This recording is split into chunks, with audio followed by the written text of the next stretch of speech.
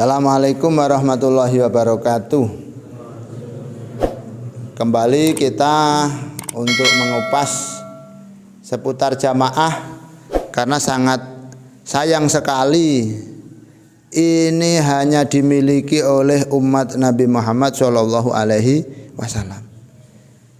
Kenapa harus jamaah? Karena umat Nabi Muhammad Shallallahu Alaihi Wasallam itu umurnya pendek. Rata-rata hanya 60, 70, 80. Apalagi orang sekarang 50 sudah banyak yang meninggal, 60 sudah banyak yang pecah. Apa pecah? Sedo, mati. Sehingga karena saking cintanya Allah kepada baginda Nabi Muhammad dan umatnya, banyak diberikan garansi supaya cepat dapat pahala banyak. Di antaranya adalah dengan jamaah. Dulu itu para sahabat jamaahnya tidak tanggung-tanggung. Imamnya Rasulullah di Masjid Nabawi, semuanya. Jadi 3 kilo, 4 kilo itu semuanya menyatu jamaah. Ada yang perjalanan sampai 4 kilo, 3 kilo. Nah, kalau kita yang atas tinggal turun, yang bawah tinggal naik. Kadang sih ketinggalan kayak atok ya, ketinggalan tak delok, gak tahu oleh takbiratul ihram. Dulu atok itu habis pulang itu kayak ya hampir masuk qobliyah barang. Saya guys, ajak sampai lah ya, kalau bisa qobliyah. Bahkan ada cerita orang terkaya se-Indonesia nomor 10 adalah Khairul Tanjung, nomor 9 siapa, nomor 7 siapa. Di antaranya adalah pemilik rokok Jarum, pemilik rokok Gudang Garam, pemilik itu yang nomor berapa? Nomor 1 siapa? Nomor 1 adalah Anda. Nomor 1 adalah Arya. Nomor 1 adalah Fathur. Kenapa? Apabila hari itu Fathur mau sholat qobliyah subuh. Karena Rasulullah memberikan informasi siapa yang sholat qobliyah subuh, maka dia memiliki lebih baik daripada dunia seisinya. Apa ndak eman? Apa? Siapa yang sholat qobliyah subuh, maka lebih baik baginya daripada dunia seisinya. Sampai tidak hanya punya Indomaret, sampai tidak hanya punya Alfamaret, sampai tidak hanya punya Bank BCA. Satu kali sampai sholat qobliyah subuh hari itu, berarti sampai lebih baik daripada punya dunia seisinya. Berarti Margo besok bisa menjadi orang terkaya sedunia. Sedunia ini loh. Oh, amin. Bambang bisa menjadi orang terkaya sedunia. Gak usah aneh-aneh, cukup qobliyah subuh. Enak toh? Kalau tahu ilmunya enak. Wes, kembali kepada jamaah. Kemarin sudah, sekarang yang perlu kita bahas ketika masbuk. Masbuk otomatis sampean ketinggalan takbiratul ihram imam, ketinggalan Fatihah. Kalau masbuknya sampai rakaat kedua ketiga, berarti sampean ketinggalan bacaan suratnya imam. Iya toh? Iya benda? Kalau ketinggalan bacaan suratnya imam, kalau imam salam, imam sudah uluk salam, ketika sampean berdiri jangan hanya sampai Fatihah saja, karena sampean tadi tidak menemukan bacaan surat imam, maka sampean harus membaca surat sendiri. Berarti kalau ketinggalan 2 rakaat, sampean masbuk masuk pada rakaat ketiga, berarti setelah salamnya imam sampean juga harus baca Fatihah dan surat 2 kali. Contoh, Zul, Ini Zul karo Mustafa. Karo Jaka, ya kan? Prakteki Samsul Imam. Ngadeg, berdiri. Mustafa yang enggak masbuk. Sana Mus. Ini taruhlah ini sudah rakaat kedua ya. Perhatikan semua.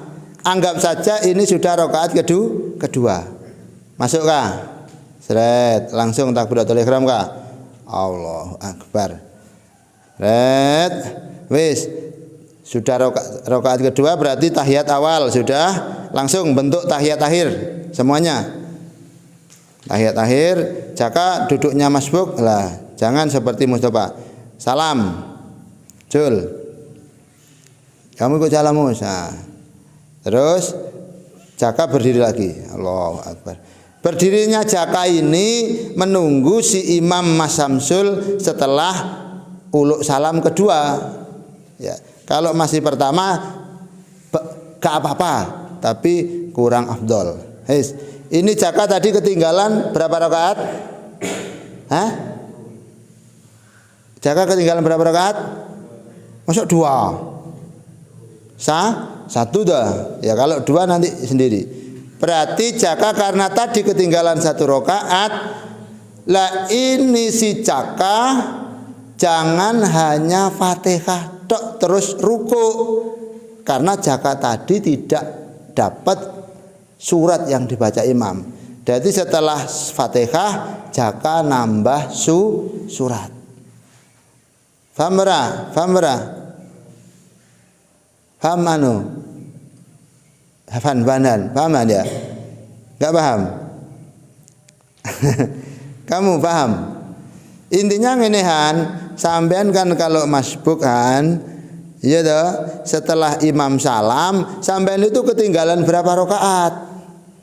Kan sunah baca surat berapa rakaat? Rakaat pertama, rakaat kedua.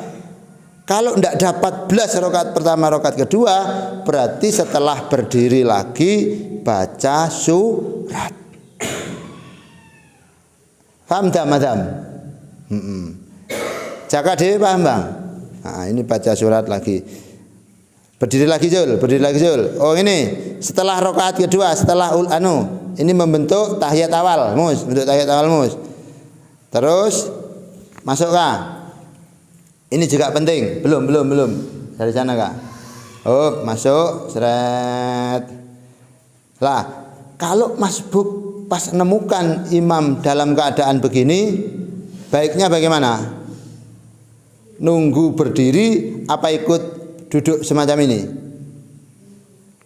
Hah?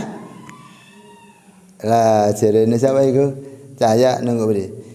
Ini nunggu berdiri juga boleh, langsung ikut duduk tambah baik. Berarti oleh pahala baca-bacaan dan pahala gerakan. Sampai diam nunggu berdiri juga benar, langsung duduk lebih baik. Ayo langsung duduk saja. Allahu Akbar, langsung. Walaupun masih rakaat, walaupun masih tahiyat awal, langsung duduk tambah baik. Bahkan si Jaka nemu imam masih dalam keadaan sujud, ya langsung takbir ikut sujud baik. Kenapa? Ada tambahan gerakan ibadah, ada tambahan bacaan di dalam sujud. Nunggu berdiri juga baik. Ayo berdiri, Ces. Berdiri semua. Ini Jaka ikut yang ini berarti Jaka ketinggalan berapa rakaat? Dua. Karena menemukan imam dalam keadaan tahiyat awal. Iya toh? Wis. Samsul berarti baca Fatihah tok terus ruku. Lah Jaka kan ndak cepet, ndak keras bacaannya. Berarti Jaka cepet. Bismillahirrahmanirrahim. Alhamdulillahirabbil alamin arrahmanirrahim maliki yaumiddin. Iyyaka na'budu wa iyyaka nasta'in ihdinas siratal mustaqim siratal ladzina an'amta 'alaihim ghairil maghdubi 'alaihim waladdallin. Amin. Jangan diam setelah waladdallin. Langsung baca surat. Kenapa? Jaka ini rakaat pertama. Iya toh? Posisi Jaka ini rakaat pertama. Berarti belum baca surat sama sekali. Baca surat kayak? Baca surat. Terus ikut sul, langsung membentuk posisi rakaat ketiga ces. Wis langsung tahiyat akhir. Salam. Mus, Hamam Samsul, salam. Salam lagi mus, ceres. Berdiri kah? Ini jaka juga jangan cukup waladolin, tapi nambah surat lagi. Karena jaka ini hakikatnya masih pada posisi rakaat kedua. Tasik masih baca surat. Ada pendapat yang mengatakan jaka tadi suratnya bisa dihabiskan pada rakaat yang tadi. Samsul yang ketiga, Mustafa yang ketiga, jaka yang pertama dicepetke iso diborong ndak apa-apa. Dua surat. Waladolin amin bismillahirrahmanirrahim qul huwallahu ahad Allahu samad lam yalid walam yulad walam yakul lahu kufuwan ahad bismillahirrahmanirrahim qul huwallahu ahad Allahu samad.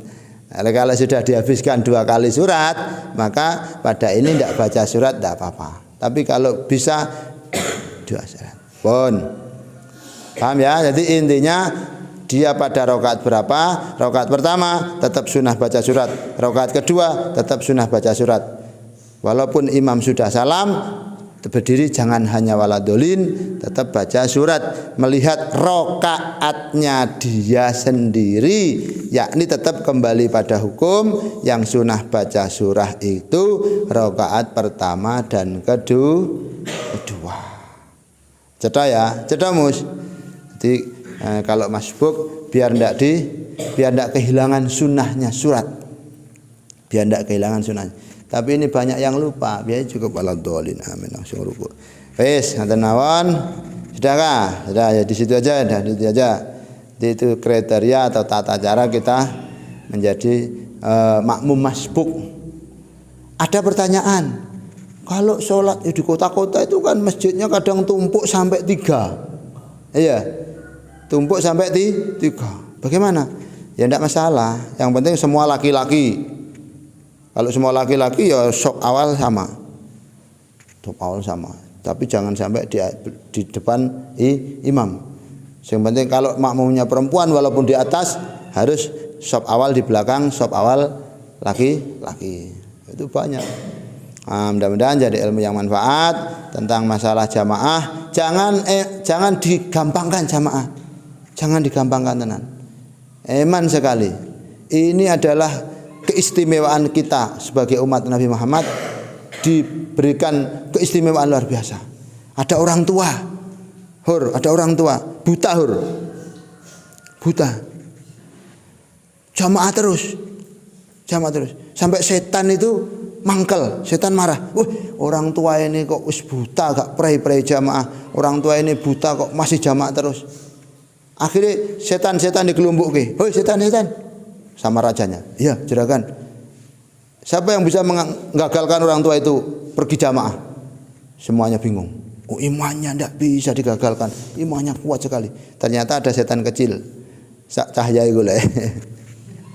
Saya bukan setan ya, saya santri sip saya. Loh, kamu kecil kok berani sekali? Itu orang hebat itu. Biar. Ternyata setan kecil tadi berubah menjadi batu. Jalan yang dilalui orang tua tadi biasanya tidak ada batunya.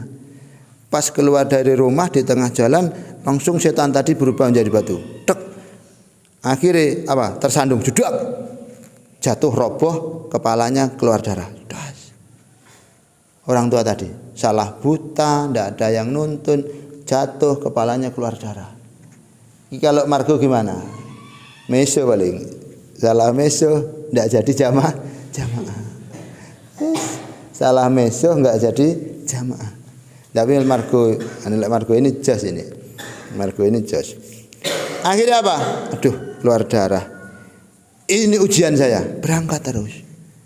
Waduh. Kok malah berangkat? Tak kira prei sampai 2 hari 3 hari tepat. Akhirnya besok setan kecil ini tidak menjadi batu, dia menjadi anak kecil. Dicegat mbah tadi. Ketika datang mbah, ayo mbah tak antar mbah. Diantar ke masjid. Matur suwun ya, terima kasih ya. Besoknya diantar lagi mbah, tak antar mbah. Loh, makasih le ya. Iya. Mbah tak antar. Sampean itu siapa? Tak doakan ya sampean mudah-mudahan sampean tak kei Al-Qur'an. Al-Quran enggak. Saya minta kasih ini ya. Enggak ada. Saya minta doakan ya mudah-mudahan masuk. Oh, ya udah enggak ada. Wah, dipegang tangannya diuntir. Kamu itu siapa? Oh didoakan masuk surga kok enggak? Siapa? Udah tahu enggak siapa? Enggak siapa? Saya lepas. Enggak. Kalau enggak bilang enggak tak lepas. Saya itu setan, Mbah. Setan. Kok iya saya itu setan berubah jadi anak. Kok malah ngantar saya jamaah? Gimana maksudnya? Gini, Mbah. Dulu yang jadi batu yang sampean sandung sampai sampean keluar darah itu saya. Lah gara-gara sampean keluar darah itu Mbah langsung turun wahyu bahwa sampean diampuni dosanya separuh mulai dari baru lahir sampai tua. Itu kalau sampean jatuh lagi sampean tidak punya dosa, daripada sampean tidak punya dosa Mbah saya ngalah ngantar terus. Masya Allah, keistimewaan berjamaah, barokah. Bolak-balik tak terangke guru saya Romo Haji Abdul Maksum 4 orang santri semua. Waktu mondok di Raudhatul Ulum Kencong, ya semua santri. Kayak Jaka, Mustafa, Badi sama Farhan. Semayanan. Apa semayanan bahasa Indonesia nih? Janjian. Ayo kita tirakat tidak pulang 3 tahun jangan ketinggalan jamaah. Sampai di mana temannya yang tidak ada harus dicari. 3 tahun. Tidak ketinggalan jamaah, tidak ketinggalan takbiratul ihram. Jadi 4 anak ini santri ini semuanya ketika mau takbir imam dia sudah di belakang. Walaupun masak nanak nasi sudah hampir mateng kok adzan tinggal. Walaupun lagi mandi adzan cepet-cepet. Ngantuk meripati kayak ada domnya, kalau adzan langsung berangkat. Lulus 4 anak ini, Masya Allah. Ternyata 4-4-nya barokah, jadi orang besar semua. Yang satu guru saya Romo Kiai Haji Abdul Maksum menjadi ulama besar, kaya raya. Putra-putranya jadi orang hebat semua. Yang satu menjadi orang kaya raya di Lampung, Kaji Syuhada. Sampai masuk Lampung tanya Kaji Syuhada, kenal. Kaji Syuhada itu kaya raya. Busnya itu padahal santri. Busnya Kaji Syuhada itu sampai diberi nama Tabati. Saking miskinnya waktu mondok. Saking miskinnya pulang dari pondok miskin. Tabati. Tapi barokah jamaah dia menjadi orang kaya raya. Akhirnya besanan sama Romo Yai itu. Yang satu menjadi kiai di Blitar. Tidak tahu sekarang masih hidup ada. Yang satu menjadi tuan rumah juru bicaranya Said Maliki dulu. Terus habis dari Kencong mondok di Said Maliki, dia menjadi juru bicara, terima tamu-tamunya Said Maliki sedunia. Barokah jamaah. Muga-muga enek sing siap nglakoni. Saya dulu jamaah 3 tahun. Tapi gak kayak Romo Yai. Yes, pokoknya cari teman. Oh ya terakhir, kalau seperti sampean mau melakukan sampean jamaah 3 tahun, ya wis. Sudah qomat sampean baru bangun. Ya. Masuk saja ke masjid, masuk saja ke mushola. Ternyata ada orang sholat. Ya wis saja gini saja. Atau enggak usah dikeplek, takut dia sholat sunnah. Yang penting sampai niat makmuman. Allah Akbar. Intinya boleh kita makmum kepada orang sholat sunnah, boleh kita makmum pada orang sholat yang berbeda. Kita tetap mendapatkan fadilah 27. Walaupun makmumnya itu makruh, tapi tetap mendapat fadilah 27 untuk menjaga keistimewaan jamaah. Sekian, assalamualaikum warahmatullahi wabarakatuh. Alhamdulillahirabbil alamin.